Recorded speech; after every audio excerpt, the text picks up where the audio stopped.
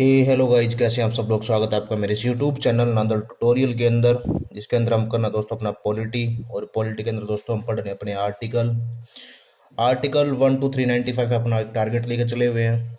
तो दोस्तों आपकी हेल्प करेगा यूपीएससी के एग्जाम, सीडीएस, एनडीए, सीएससी और साथ साथ आपकी एफकेट, टेरिशियल आर्मी, एनआईटी, एसएससी और स्टेट पीएससी के जो एग्जाम्स हो दोस्तों उनके अंदर भी हेल्प करेगा। और सी और डी ग्रुप्स के जो एग्जाम्स होते हैं दोस्तों उनके अंदर भी आपकी हेल्प करेंगे। हम अपना इसके अंदर आर्टिकल भाग 1 आर्टिकल 1 to 4 भी कंप्लीट कर चुके हैं। भाग 2 आर्टिकल 5 to 11 कंप्लीट कर चुके हैं। अब दोस्तों हम अपने कर रहे हैं फंडामेंटल राइट्स पार्ट 3 भाग 3 आर्टिकल 12 to 35। तो दोस्तों कल हमने अपना फिनिश किया था आर्टिकल 12 और आज हम दोस्तों अपना स्टार्ट करें आर्टिकल 13। आर्टिकल 13 दोस्तों क्या कहना चाहता है कि मूल अधिकारों से असंगत या उनका अल्पीकरण करने वाली विधियां। एक डायरेक्ट परिभाषा तो ये लिखी हुई है। तो समझाना क्या चाहता है इसके अंदर दोस्तों, समझाना ये चाहता है कि संसद या विधायिका जो कानून बनाते हैं दोस्तों, संसद या विधायिका जो कानून बनाते हैं, कोई भी ऐसा कानून नहीं बनाएंगे दोस्तों, कभी भी कोई भी ऐसा कानून नहीं बनाएंगे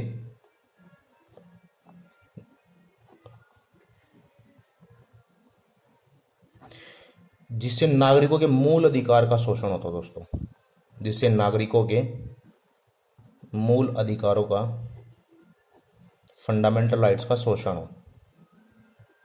अगर ऐसा वो बनाएंगे तो वो जीरो हो जाएंगे दोस्तों, मूल अधिकारों का शोषण हो। सीधी सिंपली बात तो यही कहना चाहते दोस्तों इसके अंदर कि मूल अधिकारों से असंगत या उनका अल्पीकरण करने वाली विधियां सारी आर्टिकल 13 में डिफाइन है कि संसद या विधायिका कोई भी कानून नहीं बना सकते जिससे किसी भी नागरिक का कोई भी फंडामेंटल राइट उसका शोषण हो रहा हो। तो दोस्तों कुछ आर्टिकल 13 के सब पार्ट भी हैं जिनके अंदर अलग अलग डिफाइन किया गया इसको, जैसे आर्टिकल 13(1), 13(2) सब पार्ट्स, 13(3) और 13(4). तो दोस्तों आर्टिकल 13(1) में क्या कहा गया दोस्तों कि संविधान की पूर्व विधियों की बात करता दोस्तों, इसके अंदर संविधान की पूर्व विधियों की बात करता दोस्त, कि जो संविधान के स्थापना से पहले बनी है। और आर्टिकल 13(2) में कहता दोस्तों संविधान निर्माण के बाद की विधियां दोस्तों, संविधान निर्माण के बाद की विधियां, कि इनके अंदर क्या चेंजेस होंगे क्या नहीं होंगे जो बाद में बनी है संविधान के बाद में, और संविधान बनने से पहले जो विधियां लागू थी देश के अंदर उनके अंदर। और आर्टिकल 13 कहता है दोस्तों 13(3) की विधि की परिभाषा इसके अंदर डिफाइन की गई दोस्तों, विधि की परिभाषा।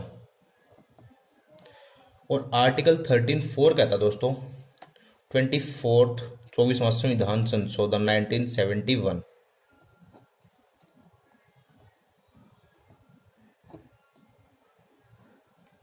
इसके अंदर भी दोस्तों काफी कंट्रोवर्सी चली है 1971 के अंदर, कि आर्टिकल जो 368 है दोस्तों, संविधान संशोधन वाला कानून आर्टिकल दोस्तों, कि इसके अंदर क्या लिखा गया दोस्तों कि कोई भी विधि जो आर्टिकल 368 के द्वारा संशोधित करके बनाई गई हैं उनको हम आर्टिकल 13(3) के अंदर कभी भी शामिल नहीं करेंगे। मेनली क्या कहना चाहता है दोस्तों, ये कहना चाहता है कि आर्टिकल 368 के द्वारा हमने कोई भी विधि निर्माण किया है, कोई भी संशोधन किया है, कोई भी विधि निर्माण किया है नया, तो उसको हम कभी भी आर्टिकल 13(3) के अंदर नहीं रखेंगे। जो पहले की ऑलरेडी है संविधान के अंदर वही सिर्फ इसके अंदर रहेंगे। इसके ऊपर काफी कंट्रोवर्सी चली, वो सारे केसेस हम एक एक करके पढ़ेंगे। और बाद में कब से वो स्टार्ट हुआ कि जब हम आर्टिकल 368 के जो विधियां बनाई वो भी फिर हम आर्टिकल 13(3) के अंदर रखने लगे। तो बेसिक चीज क्या कहना चाहता है आर्टिकल 13, ये कहना चाहता है कि दोस्तों कि संसद कोई भी ऐसा कानून कभी नहीं बनाएगी जो फंडामेंटल राइट्स को कम करता हो या कभी भी उनकी वजह से फंडामेंटल राइट्स की कोई कमी होती है उनका शून्य होता हो। तो दोस्तों सबसे पहले देखते हैं आर्टिकल 13(1). तो आर्टिकल 13(1) क्या कहता है दोस्तों कि संविधान निर्माण से पूर्व की सभी विधियां जो कोई भी मूल अधिकारों का हनन करती दोस्तों वो खत्म हो जाएंगी। जैसे कोई भी कानून ऐसा है जो संविधान निर्माण से पहले है, और कहीं ना कहीं किसी भी फंडामेंटल राइट के दोस्तों कमी कर रहा है, उसके अंदर कोई शोषण कर रहा है, तो अपने आप ही खत्म हो जाएगा, वह शून्य हो जाएगा दोस्तों। इसके अंदर दो टर्म डिफाइन की जाती हैं। एक होती है दोस्तों doctrine of eclipse, doctrine of eclipse, इसको बोले जाता है दोस्तों हिंदी में अनाच्छादन का सिद्धांत।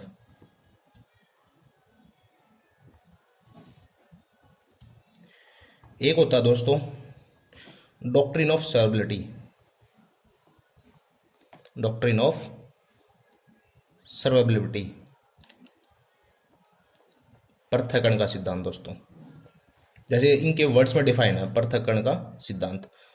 तो इनके अंदर दोस्तों क्या बताया गया, जो डॉक्ट्रिन ऑफ एक्लिप्स है दोस्तों, उसके अंदर कहा जाता है कि कोई भी सिद्धांत उस समय तक, मेनली क्या कहते हैं दोस्तों, उस समय तक ग्रहण, क्या कहना चाहता है दोस्तों, कि कोई भी कानून है, जैसे कोई भी सिद्धांत है, वो उस पर उस समय तक ग्रहण लगा रहेगा, मतलब वो रुका रहेगा, स्टॉप रहेगा,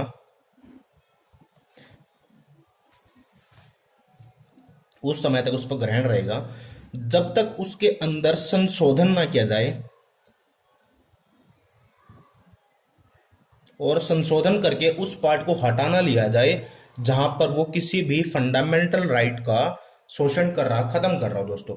तो उसको कहा जाता है दोस्तों डॉक्ट्रिन ऑफ एक्लिप्स। इसके अंदर क्या है दोस्तों, दोबारा बता देते हैं कि कोई भी सिद्धांत पर उस समय तक ग्रहण रहेगा जब तक उसमें संशोधन करके उसके ग्रहण वाले पार्ट को हटा नहीं जाए दोस्तों, उसके फंडामेंटल राइट्स को खत्म करने वाले पार्ट्स को दोस्तों हटा ना दिया जाए। नेक्स्ट दोस्तों पृथक्करण का सिद्धांत क्या कहता है दोस्तों, इसके अंदर कहा जाता है दोस्तों कि कोई भी सिद्धांत दोस्तों या कोई भी कानून है,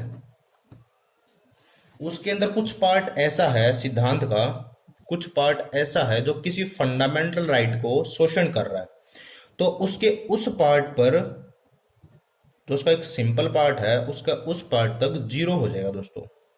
बाकी पार्ट मान लीजिए उसका एक, ये मान लेते हैं कि वो 100 कंप्लीट है और उसका 25% पार्ट शोषण कर रहा है किसी भी फंडामेंटल राइट का, तो क्या हुआ दोस्तों, उसका जो 25% पार्ट है दोस्तों उसको हटा दिया जाएगा, और जो दोस्तों 75 पेंडिंग रह गया वो लागू रहेगा, ये 25% हट जाएगा। ये है दोस्तों पृथक्करण का सिद्धांत और डॉक्ट्रिन ऑफ एक्लिप्स जो बताए जाते हैं।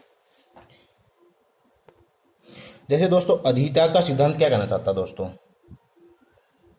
ये अधीनता का सिद्धांत दोस्तों ये भी काफी इंपॉर्टेंट है।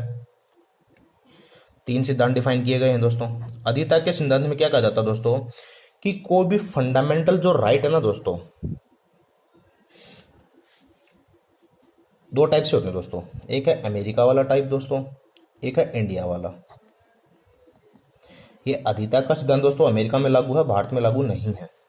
इसके अंदर दोस्तों क्या होता है कि फंडामेंटल राइट्स जो होते हैं दोस्तों, वो मानव या कोई भी नागरिक जब उसकी मर्जी है दोस्तों वो छोड़ सकता है उनको, नागरिक अपनी इच्छा से इनका त्याग कर सकता है दोस्तों, अपनी इच्छा से त्याग कर सकता है दोस्तों।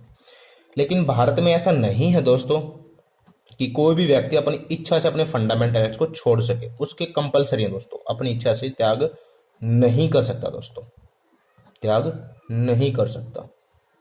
तो ये है दोस्तों आर्टिकल, जो डॉक्ट्रिन ऑफ एक्लिप्स था दोस्तों वो था आर्टिकल 13-12। डॉक्ट्रिन ऑफ एक्लिप्स था दोस्तों आर्टिकल 13-1 के अंदर डिफाइन किया जाता है दोस्तों, और डॉक्ट्रिन ऑफ सर्वेबिलिटी को दोस्तों आर्टिकल 13-2 के डिफाइन किया जाता है।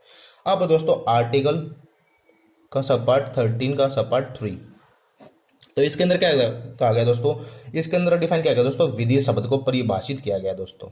अब विधि शब्द क्या है दोस्तों, विधि शब्द की परिभाषा दी गई है या परिभाषित किया गया, हम इसको बोल सकते हैं ऐसा कि संसद या राज्य,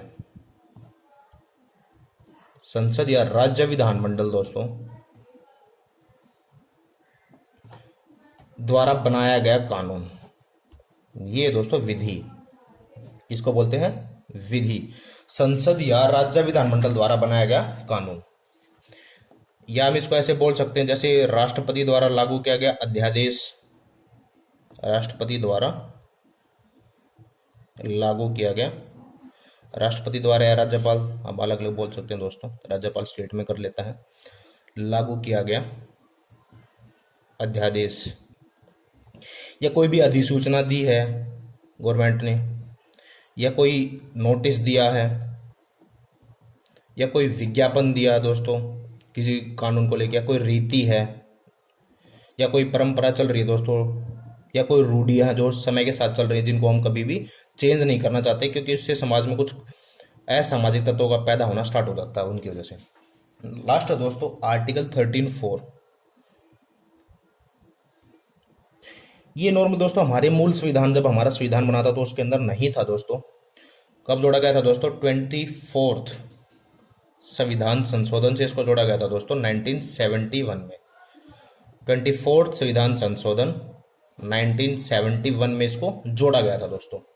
तो इसके अंदर क्या बताया गया दोस्तों? इसके अंदर सबसे पहले लिखा गया था दोस्तों, जब ये बनाया गया, कि आर्टिकल कोई भी जो संशोधन होगा दोस्तों 368 के अकॉर्डिंग जो भी संशोधन होगा वो कभी भी आर्टिकल 13(3) की विधि के अंदर परिभाषित नहीं होगा, वो अलग ही रहेंगे, 13(3) के अंदर नहीं डिफाइन होंगे, विधि के अंदर परिभाषित नहीं होगा, नॉन डिफाइन रहेगा दोस्तों, परिभाषित नहीं, नॉन डिफाइन रहेगा। फिर दोस्तों धीरे धीरे जैसे जैसे टाइम आगे बढ़ा, 1951 के अंदर हमारा केस आया, शंकरी प्रसाद केस आया दोस्तों, उसके अंदर भी दोस्तों सेम था, उसके अंदर तब तक ये केस हुआ नहीं था तो तभी विधि नहीं मानी गई थी दोस्तों। फिर 1965 में आया दोस्तों सज्जन सिंह बनाम, सज्जन सिंह बनाम राजस्थान सरकार आया दोस्तों, प्रॉपर्टी के केस थे दोस्तों सारे के सारे ज़्यादातर, ये इसमें भी देश को नहीं माना गया दोस्तों कि ये भी 13(3) के अंदर होगा। फिर आया दोस्तों 1967 के अंदर गोलकनाथ बनाम पंजाब सरकार दोस्तों, गोलकनाथ बनाम पंजाब सरकार। इसके अंदर दोस्तों कहा गया कि जो आर्टिकल 368 के अंदर दोस्तों संशोधन होंगे वो 13(3) के अंदर आएंगे। मतलब यहाँ पे काफी कंट्रोवर्सी चलती रही, कभी इसको निकाल दिया गया, कभी इसको ऐड कर दिया गया। फिर 1973 के अंदर एक केस हुआ दोस्तों, केशवानंद भारती केस, काफी फेमस केस है ये तो इंडियन हिस्ट्री का, केशवानंद भारती केस केरल राज्य के साथ दोस्तों, प्रॉपर्टी केस था ये भी सेम। इसके अंदर भी कोई इन्होंने सॉल्यूशन नहीं दिया इसका चीज का प्रॉपर तरीके से। इसके बाद हुआ दोस्तों 42वां संविधान संशोधन, 42वां संविधान संशोधन 1976, जिसको मिनी कॉन्स्टिट्यूशन भी बोला जाता है दोस्तों। तो इसके अंदर क्या किया गया दोस्तों, आर्टिकल 368 के अंदर दो खंड जोड़ दिए गए दोस्तों, आर्टिकल 364 और आर्टिकल 368(5), ये दो खंड जोड़ के दोस्तों एक डिफाइन कर दिया गया, गवर्नमेंट ने, इंदिरा गांधी सरकार ने उसमें डिफाइन कर दिया कि कोई भी संशोधन हो दोस्तों कॉन्स्टिट्यूशन के अंदर, हम कोई भी संशोधन कर रहे हैं अकॉर्डिंग टू आर्टिकल 368, तो उसको दोस्तों न्यायपालिका में चुनौती नहीं दी जा सकती दोस्तों, न्यायपालिका में चुनौती नहीं दी जा सकती। यहां पे क्या होगा दोस्तों, यहां पे कार्यपालिका, विधायिका ने ये सोच लिया दोस्तों कि अब हम सबसे ऊपर हैं, अब हमसे ऊपर कोई नहीं है, अब यह डिक्टेटरशिप आ गई इंदिरा गांधी की कि हम जो भी करेंगे वही राइट है, न्यायपालिका वाईपालिका कुछ नहीं होती है, हम जो बोलेंगे सब कुछ वही होगा। तो उन्होंने डायरेक्ट ये कानून दो संशोधन किए, 368 और 368(5) ऐड किए 368 के अंदर, और बता दिया दोस्तों कि कोई भी संशोधन अगर न्यायपालिका कर रही है विधायिका संविधान के अंदर, तो उसको न्यायपालिका में चुनौती नहीं दी जा सकती दोस्तों। अब इससे दोस्तों देश की सॉवरेनिटी को खतरा पैदा हुआ, क्योंकि जब हमने संविधान बना था तो बोला गया था कि न्यायपालिका, विधायिका और कार्यपालिका संविधान के अभिन्न अंग हैं, कोई एक दूसरे के कार्य में कभी भी हस्तक्षेप नहीं करेगा दोस्तों, इंटरफेयर नहीं करेगा, लेकिन सभी के सभी एक दूसरे पर लिमिट भी रखेंगे दोस्तों, ताकि कोई अपनी लिमिट्स क्रॉस ना कर सके। लेकिन यहां पे क्या किया दोस्तों, विधायिका ने इन दोनों के कार्य छीनने का प्रयास किया।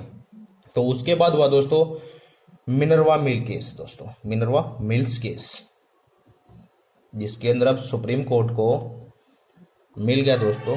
मिनर्वा मिल केस के अंदर क्या हुआ दोस्तों, 1980 के अंदर 368(4) और 368(5) इन दोनों को दोस्तों क्या कर दिया गया दोस्तों, समाप्त कर दिया गया। अब सुप्रीम कोर्ट को यहां पे लग गई थी कि भाई कैसे कार्यपालिका या विधायिका न्यायपालिका से ऊपर होगी, हम कोई संशोधन नहीं कर सकते। तो जैसे ही मिनर्वा मिल केस आया 1980 के अंदर, तो सुप्रीम कोर्ट ने इस पे अपना संज्ञान लेते हुए दोस्तों 368(4) और 368(5) को असंवैधानिक घोषित करते हुए इन दोनों को खत्म कर दिया, बैन कर दिया। तो जो आर्टिकल 13(3) के अंदर जो विधियां थी हमारी दोस्तों, 368 के द्वारा कोई भी संशोधन होगा दोस्तों, वो आर्टिकल 13(3) के अंदर अब शामिल होंगी विधियां। तो ये था दोस्तों आर्टिकल 13 कंप्लीट। कैसी लगी वीडियो दोस्तों, कमेंट सेशन में जरूर बताना। वीडियो को लाइक करना, शेयर करना और चैनल को सब्सक्राइब करना। धन्यवाद दोस्तों।